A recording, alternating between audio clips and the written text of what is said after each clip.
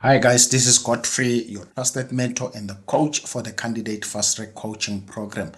This week I want to share lesson number 2, why competency and evidence are critical for your ECSA report.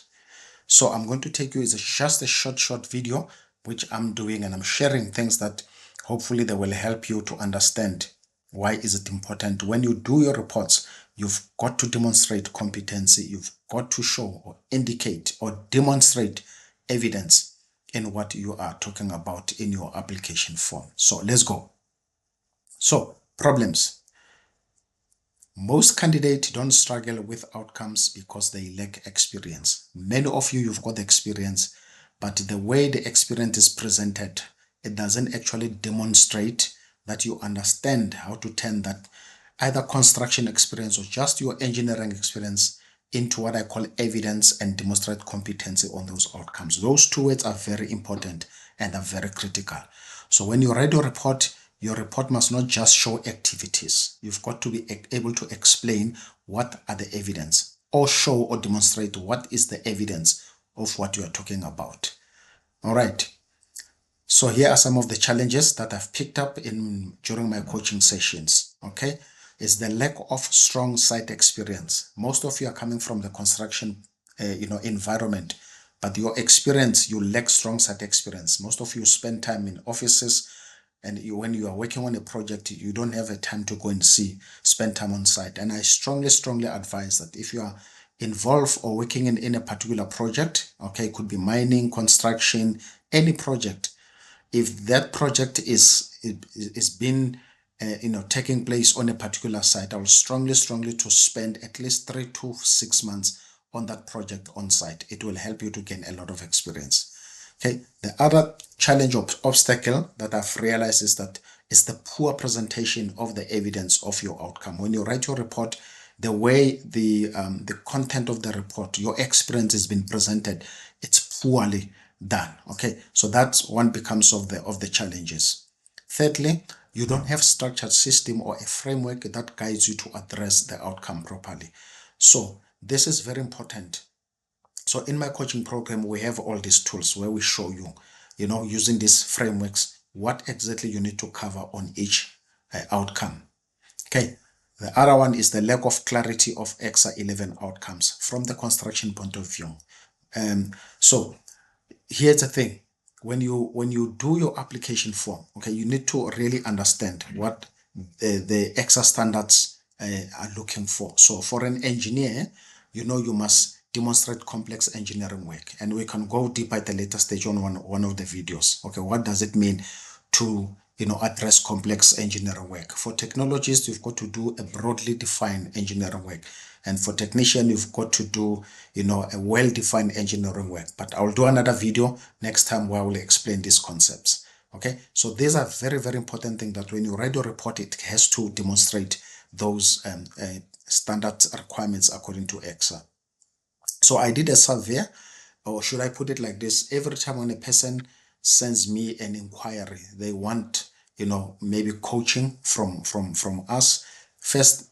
First of all, I want them to do a survey, because the survey helps me to get an understanding where they are in terms of the preparation. Okay, so I've done some of the survey previously, and these are some of the results. Okay, the common challenges, obstacles, I realized that most of the reports, people are jumping straight to solution without indicating alternatives, okay, of their solutions. And secondly, they're presenting design calculation only without context or the reasoning. Most of you copy a formula, you put it in an application form, and there's no reasoning behind whether that is the correct formula you are using or not. Okay, so that's one of the things. Failing to reference relevant codes or standard. This is the big one. Most of you just quote codes and standard, and you put it there without making a reference to the problem that you are trying to solve or the solution that you're trying to give. And then not documenting peer reviews or validation steps to show whether your solution has been checked by a senior person and has been approved by him or her. That's very important. And also describing team outcomes instead of your own contribution. This is the killer for many of you.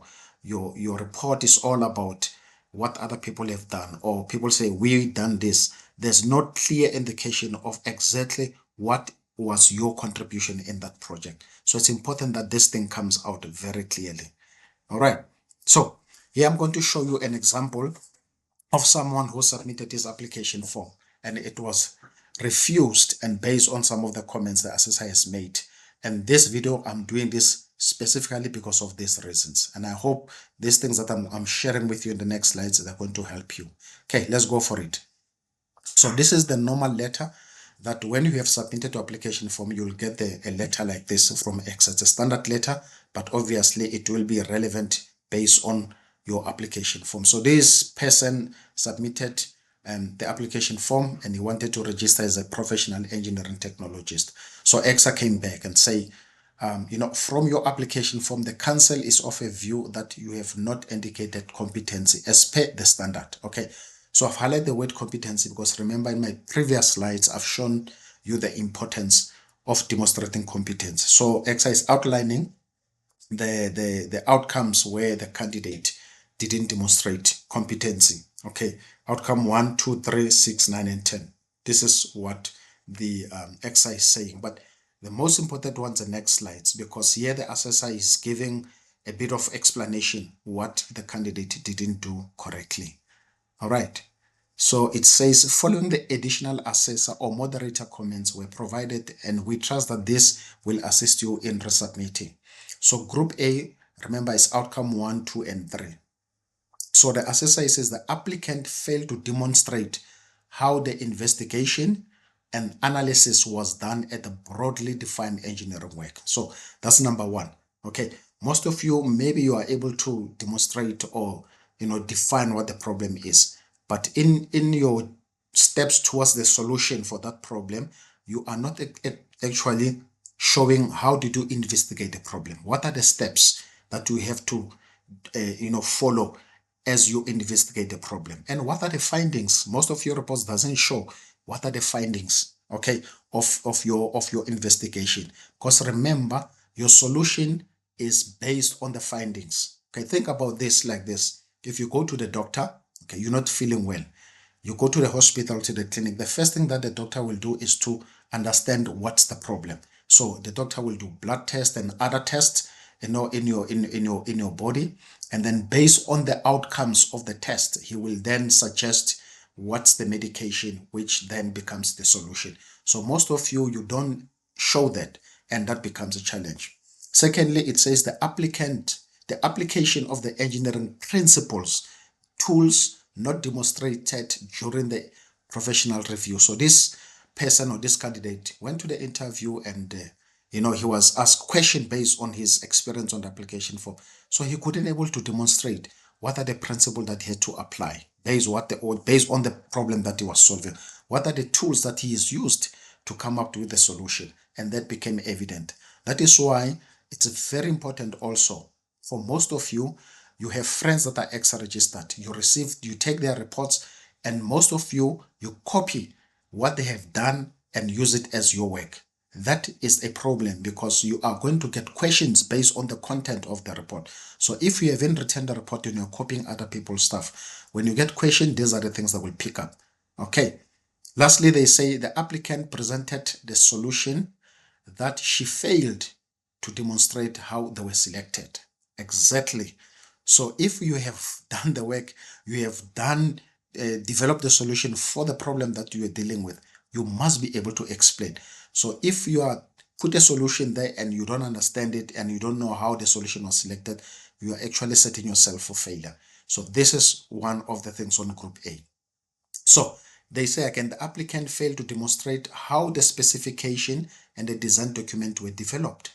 Okay, so if you are talking about you have developed a specification for this particular problem or this particular thing, and then how that has been done. Okay, you've got to be able to do that. And they say here they say again, the application of the BTEC theory also not demonstrated the broadly defined engineering. Okay, so like I said previously, you copy a formula, you just put it in application form without actually giving the assessor the understanding on how this your BTEC or your degree or your diploma theory was applied in that particular problem. So these are very, very important things that you need to think about when you write your application form. Now, when it comes to group C, the impact of engineering activities. That is outcome number 6. Here they say the applicant failed to demonstrate the effect of engineering activities identified in terms of social, culture, and environment. Guys, it's very important.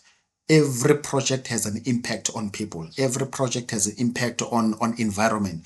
These things needs to be clear. You've got to be able to explain the work that you are doing. What's the impact? Let's take, for instance, you are doing a road project. What's the impact? It's on traffic, people that are using that road in and out. There's a dust issues. That's why most of this project, you must have some PEEs that you need to have for that particular project. Some of this project, there's lots of noises. I remember when I was working on a construction site, we did projects that there were a lot of noises. So I had to put some, ear protections for ourselves. Okay, that's how you need to understand and demonstrate how the project impact the environment and people. Now, Group D, exercise on judgment. This is outcome 8, 9, and 10. Okay, so here they say the applicant failed to demonstrate sound judgment exercised apply engineering principle. So this is also one of the outcome that it's troublesome for many of you. So in this outcome, you've got to show if there's a particular activity that is taking place, and there's a delay. How then did you exercise the judgment to make sure that the delay is minimized? Because if we delay that particular activity, it might affect other activities that we need to do in terms of cost, in terms of time, and in terms of other factors that we need to take into account. Okay, and then the last one, they say there is no indication that the applicant was responsible for making a decisions. Okay? You don't have to make big decisions, but simple decision like if there's a delay, what are the things that you need to, what are the decisions that you need to take to make sure that you minimize the delay in that particular project you are working on. Okay, so these are some of the things that I wanted to share with you guys.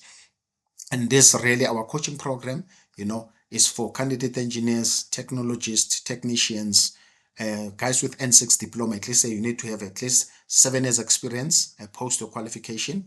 Okay, GCC, guys with GCC qualification, or you want to become a lifting machinerist, we do coach. Okay, or just people who wants to improve in their career. Maybe you have been working for particular years, you feel stagnant. When you get to ECSA registration, that will improve your career. Okay. So I hope this is helping you guys. So if you've got any question, okay, just send us an email. We'll share our details. Okay, and the reason I'm showing this, guys, this is exactly why we created the Candidate Fast Track Coaching Program. Okay, it's to help you to structure your report correctly so that you don't guess. Okay, demonstrate competency with real evidence, get professional feedback before you submit your report. Okay, and prepare you for the interview. So that's the reason we created this program, so that we can coach you, so that we can minimize all these mistakes that I've already shared in the previous slide. Okay, so the important thing for us is that you must be able to get your registration, and you must have clarity in order to get that and do your report, and you feel confident when you get invited for the interview. All right, these are details, guys. You can connect with me on my LinkedIn. Here's my LinkedIn profile, or you can just type my name, Godfrey Mongwe. You will be able to pick up my LinkedIn profile. Subscribe on our YouTube, because I'm sharing a lot of content on YouTube, and this video I'm going to put it on YouTube also. And really, if you are interested to work with us, we will gladly help you. You can actually, first of all, complete an assessment readiness scorecard. Actually, if you follow me on LinkedIn, there's the link is on my LinkedIn profile. I'm going to put this one also. You can actually go onto this link, click it, and complete. It's very few questions. Complete the ECSA readiness scorecard assessment. Then you can book a meeting. This is our calendar link. You can book a meeting with us so that we can sit and look where you are, how we can help you. All right. We've already also written a book last year, specifically for guys that just graduated. You're struggling to find a job. This book will help you, will prepare you, will give you some strategies, will help you and give you some ideas that you can able to use. Okay, so you can get the book on this link here. On usemyname.co.za, and then you can able to get the book. I hope this short video that I've just shared with you guys will make a difference and then really contact us. If you need any information, you need some help, here's my email. Please, I prefer emails. Don't send me WhatsApp. Send me an email so that I'm able to respond to you with the information that you require. I hope this has helped you guys, and I will see you in the next video. Ciao.